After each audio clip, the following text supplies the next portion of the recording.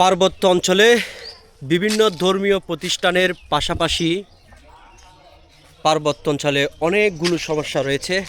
এই সমস্যা নিরসনের জন্য পার্বত্য চট্টগ্রামের আসাম বস্তিতে রয়েছে এই এলাকায় অত্যন্ত বৃহৎ একটি শ্মশান। সেই শ্মশান ঘাটে দীর্ঘ 17-18 বছর যাবৎ কোনো ধরনের পানি তারা পায়নি।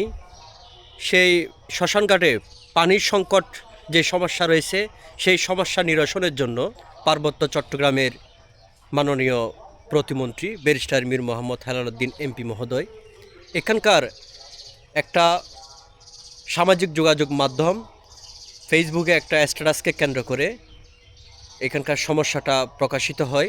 সেই সমস্যাটা ওনার নজরে আসার পর বিষয়টি গুরুত্ব অনুধাবন করে তিনি তাৎক্ষণিকভাবে জেলা ছাত্রদলের সাবেক সভাপতি ফারুক আহমেদ সাব্বির সহ সংশ্লিষ্ট নেতাকর্মীদের প্রয়োজনীয় ব্যবস্থা গ্রহণের নির্দেশ দিয়েছিলেন।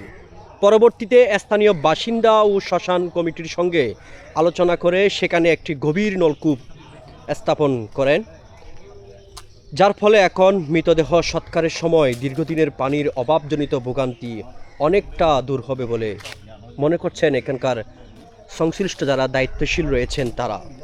এখানে এসে যেটা জানতে পারলাম, দীর্ঘ 17 থেকে 18 বছরের শ্মশানটির উন্নয়নের উল্লেখযোগ্য কোনো উদ্যোগ গ্রহণ করা হয়নি।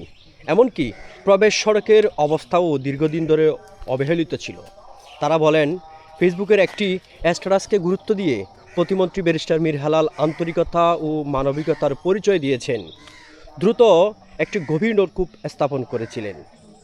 আমরা আজকে সরজমিনে এসেছি সেই নলকূপটা একটু দেখার জন্যে। আমার নাম হচ্ছে যে উঠাইমং মারমা, আর আমি হচ্ছে আসাম বস্তির একজন বাসিন্দা। আর এখানে এই শ্মশানটা যেটা আছে, আমাদের শ্মশানটা, এটা আমার জানা মতে, যদিও আমি নির্দিষ্ট বয়স জানি, তবে হয়তো 100 বছরের তো পূরণ তো হবে এই শ্মশানটা। তো আমার জানা মতো উনি ফেসবুকে একটা স্ট্যাটাস দেখেছিলেন, ওই মন্ত্রী মহোদয় মাননীয়, উনি দেখার পর ওইটা এই যে এখানে এই সাবেক ছাত্রদলের আমাদের সাব্বির ভাইকে উনি অবগত করছেন, বা ওনার মাধ্যমে হচ্ছে যে উনি খুব দ্রুত এখানে এই জিনিসটা এটা করেন, এই কাজটা করে দেন। এই তো সাব্বির ভাইকে আসলে একটা ধন্যবাদ। আর এখানে তো প্রবলেম অনেক আছে, হয়তো এগুলো ওনারা হয়তো ওই উপর মহল বা যারা প্রশাসনের আছে তারা যদি দেখে এগুলো যদি তাদের কাজের মাধ্যমে আস্তে আস্তে যদি করে, যেমন এখানে আপনাদের এই যে প্রতি বছর জঙ্গল হয়ে যায়, আর এটা হচ্ছে যে একটা রাঙামাটি পুরো শহরের হচ্ছে একটা মহাশ্মশান।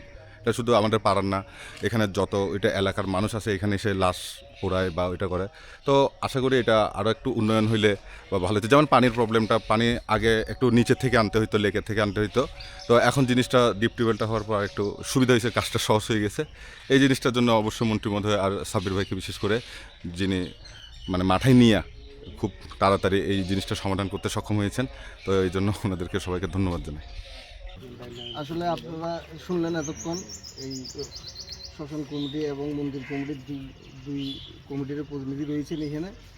আমরা মূলত আমাদের যিনি পার্বত্য অঞ্চলের প্রতিমন্ত্রীর দায়িত্ব রয়েছেন ব্যারিস্টার মীর হেলাল মহোদয়, উনি এই পানি সংকটের একটি সামাজিক যোগাযোগ মাধ্যমে জানতে পেরেছেন এই শ্মশানে পানি সংকট রয়েছে। সঙ্গে সঙ্গে উনি আমাকে জানিয়েছেন এটার জন্য প্রয়োজনীয় ব্যবস্থা গ্রহণ করার জন্য। এবং উনি শুধু এই শ্মশান নয়, আমরা কিছুদিন আগে মাদ্রাসাতেও ঠিক একইভাবে কাজ করেছি। আমার মনে হয় উনি এই বর্তমানে এই পার্বত্য অঞ্চলের সকল সম্প্রদায়ের বিশ্বস্ত বন্ধু ব্যারিস্টার মীর হেলাল ভাই। উনি বলেছেন এই অনগ্রসর জাতিকে এগিয়ে নিয়ে যাওয়ার ক্ষেত্রে ওনার ব্যক্তিগত এবং সরকারিভাবে যা যা করা দরকার উনি তা করবেন।